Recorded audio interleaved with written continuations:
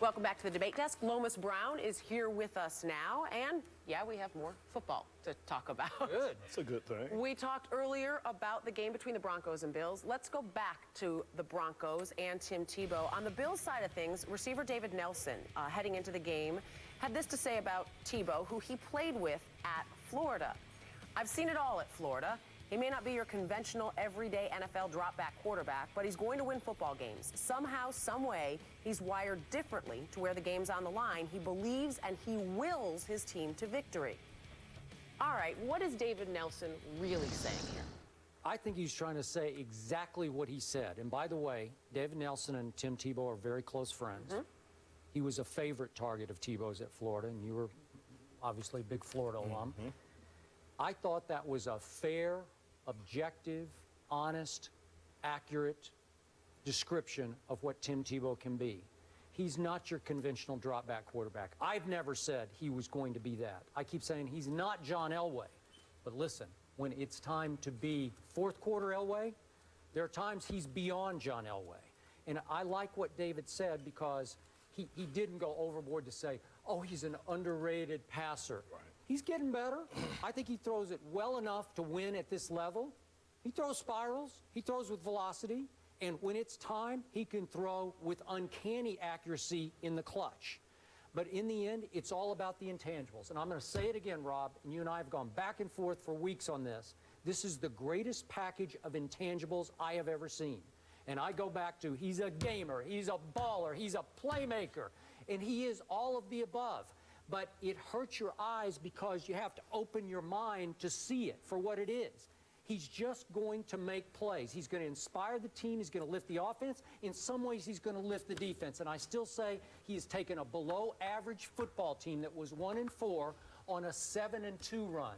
It's even beyond what I thought. And the bottom line here from Mr. Nelson, who's been on our show before and is a smart young man, he will win football games. He just wins games. And I stand by that, and I think going forward, you will continue to see just that.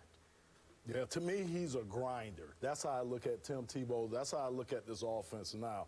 You know, like David said, and it was a great way of putting it, a roundabout way of saying, you know what you're going to get. What is he saying differently that we haven't seen? We've seen Tebow. He's not going to be the 60% pass completer. He's not, I don't think he's going to ever throw for 4,000 yards. You know, I don't really see that. I agree. He's not going to lead a prolific offense, but he's a guy that's going to get in there. They're going to grind. He's almost like a lineman. You know, I'll take pride for the guy. He's almost like a little lineman. You get in there and you just grind, you grind, you grind, and you know mentally that something's going to happen at the end of the day if you keep pushing, keep pushing, keep pushing. And I think that's what he instills in his teammates, too. And that's what David was saying. That's what he's seen at Florida. That's how Tim was at Florida. That's how he sees him being in the NFL. I think he's being nice from the standpoint that it's hard to negate when people win. I always say that. You cannot poo-poo winning. So you could sit here and you could dissect all the stats and everything you want. It still comes down. I always say sports has a short menu. Wins and losses. Would you agree? Yeah. That's what it comes down to. I agree. So in the end, it really does. Forget about the pasta and the desserts and all the other stuff that goes with it. Right. That's what it comes down to. So he can't dismiss him because he's won. If Tim Tebow in the same stretch, Skip, all the stuff you talk about in intangibles, was 2-7, not 7-2, what would be the talk about Tim Tebow? Is that he's not good enough. You're right. Even with the he's not good enough. Even with the intangibles, even with his leadership, it still comes down to that. So until you get to the point where Tim Tebow and those intangibles cannot win consistently or cannot beat the good teams that you need to beat to be an elite team or ultimately win, until that day comes, people have to buy in and be kind and soak this up to him until that day comes. It just hasn't come yet. Have you come around a little bit on Tebow? I still don't believe, Skip, I'm going to tell you. I think it's a combination of circumstances, and has he taken advantage of them? Yes. Does he get more credit than he deserves? Yes, he gets more credit than he deserves. Well, I don't hear him get much credit at all. People, Skip, come on. You give him credit every day. But I'm you give him credit every on an day. island. No, you're not. But I like to give You were to give start. the You're not coaching now. staff some credit too. You got to give the coaching staff some credit too. I I buy think that. they're slowly buying into it, and you can see some of the subtle things that they're doing around him. And that's what they're gonna have to do, Rob. They know it wouldn't make sense for them to go out and get a big time wide receivers. It wouldn't make sense for them to do that. Get tight ends, Right, you gotta get other weapons that'll help him. But receivers, But Lomas, but they're and buying into it. Right, though. because they're winning. All I'm saying is if they get off to, say next year they get off to a 0-6 start, and you have these tight ends and you don't have any receivers who stretch the field, and teams have made an adjustment on Tim Tebow, now you're like, now what do we do? Yeah. So it's one of those, as long as he continues to win, you're John Fox, Okay. you're John Elway, you have to buy into. So he makes a run for the first touchdown the other day. Ninkovich has him in the backfield, and it looks like it's a disastrous play. And he shrugs him off, and he picks and chooses his way, and then he bulls his way into the end zone. I thought it was an astonishing run, like a top play on SportsCenter. Didn't get a lot of credit. Didn't get a lot of buzz about that play. So I still think he doesn't get enough credit for his ability to run. And then I know he doesn't get enough credit for, as a young quarterback, playing mistake-free football. He's 11 touchdowns to 2 interceptions. And think about this. Think about this. But Skip, He's almost 200 attempts. 2 interceptions in 198 attempts. Think about that for a young quarterback. Is that not sensational? but he doesn't throw the ball a lot. And Hey, but still, Rob, 200 attempts? I mean, it's a lot. Skip, but look at some of these other quarterbacks who are throwing it 40 times or 45 times a game. He's won a game where he had two completions. So he doesn't One of them a touchdown? But he doesn't throw the ball that much to where you're going. not Throwing gonna it have more as and many. more. I need to interrupt because I feel like we have like the Batman hotline or something. There is somebody who's a little unhappy with you right now, Rob Parker. Can our mystery phone guest please introduce himself? You'll probably know by the voice. There's no mystery. Rob, just stop it. What is wrong with you? Don't fall into Skip Bayless's trap. Who is this? Don't you do it. This is the Grinch who stole Christmas. Listen, Skip Bayless, you shut your trap right now and you listen. Don't let you too, Lomas Brown. You make me ashamed of yourself. You make me ashamed, okay? The fact of the matter is that Tim Tebow and the Denver Broncos lost last week. This is a conversation to be revisited once he gets back in the winning column. You don't let Skip Bayless hoodwink y'all into getting the focus back on Tebow and all of his intangibles.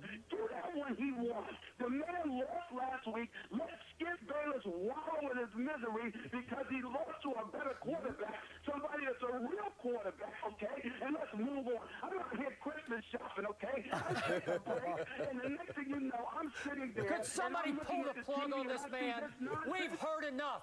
It's almost Christmas, and I don't want my Christmas ruined by this man. No. We don't want to hear from you, Skip Bayless, okay? We heard enough from you. You're always singing and praising for Tim Tebow. Enough. You lost. Suck it up. Deal with it until he wins again. Time out. Until that time, you shut your trap. Time and out. Parker, don't you fall for what Skip Bayless is trying to lure you into. Thank you, Stephen A. Wait. Hold on. Hold on. Stephen A. Smith. Merry Christmas. I don't want you soft-soaking me right now. Don't work, Skip. All right. Parker. Stephen, we gotta go. We gotta go. Thank you, Stephen. Merry Christmas. See, he just couldn't control it. Well, that happens all the time. Because he knew I talked him under the table on Wednesday. Go ahead. Yeah. No, that's not what it is. You drive people insane. Do you know how many tweets I get? How is it even possible you can sit next to Skip and not smack him across the head sometimes? Do you want to? Sometimes, yes. Take your best. No, I would never Go ahead. do It's that. Christmas. I would never do that. I'm not a proponent of physical violence. I can take it. I'm a tough But that's guy. what you do to us. That's what you do to us sometimes. Wow. We are going to move on. By the way, Tim Tebow played his best game last But Sunday. he lost. It's To about Tom Brady, to the about MVP and the best team. But if you say every time it looks ugly, but he won, that if he looks good and he lost, you got to go along those lines. All right, we move on to another quarterback, rookie quarterback, Panthers quarterback Cam Newton. He talked about his attitude in an article in the Charlotte Observer. Here's some of what Cam had to say. They always get on me. I have a bad tendency of showing my emotions on my face. I have to change it, and I'm trying to change it. But those guys constantly say in my ear, you've got to be the same leader from the first quarter to the last quarter. Do you think he'll actually change it? He is a young guy. I do think he'll change it, but I have had this issue with Cam Newton. I don't like his body language in the fourth quarters. And again, you threw records at me, and they're 5-9 now. Am I right on the Panthers? 5-9. They have blown 6 fourth-quarter leads, and clearly it's not all the kid's fault, the rookie quarterback's fault, but he has to take some of the blame and certainly some of the team-wide responsibility. So he has a bad habit of doing what you see right now. He'll go over when they're blowing a lead, and again, you can put it on the defense if you like, and they deserve a lot of the blame, but he'll sit by himself with a towel over his head, and it's bad body language for the rest of the team. He's too good to do that. This is a gifted young man. This guy got off to an astonishing start in the first 4 games as I think we've ever seen anybody launch on this league. You talk about unleash. Especially a guy, Skip, who people had a lot of doubts coming in. Now, did he come back to earth a little bit? Yes, he did, but they all do because it's hard, and this is his first year of starting. But they blew the leads, and he got down on himself and on his team, clearly. And he had a quote 2 weeks ago where he said, I'm the lion in the living room, you know, I'm going to make you come with me. Right. Well, I liked it, but then you have to grab the team by the throat and say, we're not going to give this lead up, and I'm with you guys. I'm not against you guys. I'm going to stand with you. I'm not going to sulk over here with this towel over my head. Can he change? Yes, he can change that. But I'm glad he brought it up in this quote because it needs to be addressed, and he needs to mature into the leader of a football team that should be a little better than it is right now. Yeah, he has to change. Yes, he will change because he has to. If he wants to be the ultimate quarterback that he says he wants to be, he's going to have to. And he knows this, but you're dealing with a game of emotions. Football is just it's up and down. It's so emotional during the game. And you can almost look at Cam as almost like a spoiled rookie. Think about it. JC National Championship, College National Championship. He didn't lose a game till he got to the pros. He's not used to that. But as a teammate, now I'm going to just throw a story at you. I played with 2 guys, with 2 guys, Kerry Collins and Scott Mitchell, that these guys, I'm telling you, if they got hit early in the game, you ever ran up on the deer with your headlights and you seen the deer just, that's how those guys would get. And by me being the left tackle, I'm right here in the huddle with these guys, and I could see it in his eyes. And I always knew we were going to have a long day because these guys, you could just read it in their face. So what did that do to me? I mean, yeah, I still had to play at a certain level, but you kind of like this. You kind of sink a little bit because you're a leader. You're looking at your leader as looking at this look. So to me, he has to change it because you guys follow him. He's like the Pied Piper. But you know what? I think we got to give him a little bit of a pass because he is a rookie and because of the thing you just brought up about being so used to winning and just not knowing how to deal with it. His first year, he'll go through it.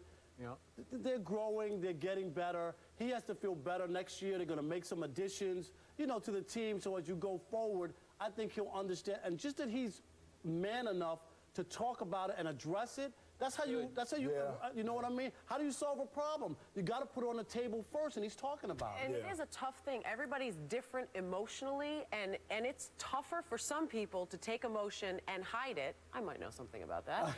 And easier for others. I mean, it's just that simple. It's the Jay Cutler syndrome, and I love Jay Cutler because he went to my school, but he disconnects from the team. I'm over here, and you guys are over there, and it's like arm's length. And then when things go wrong, the team turns on the quarterback. You don't want that to start happening. Well, he has taken that first step, and we'll continue to watch.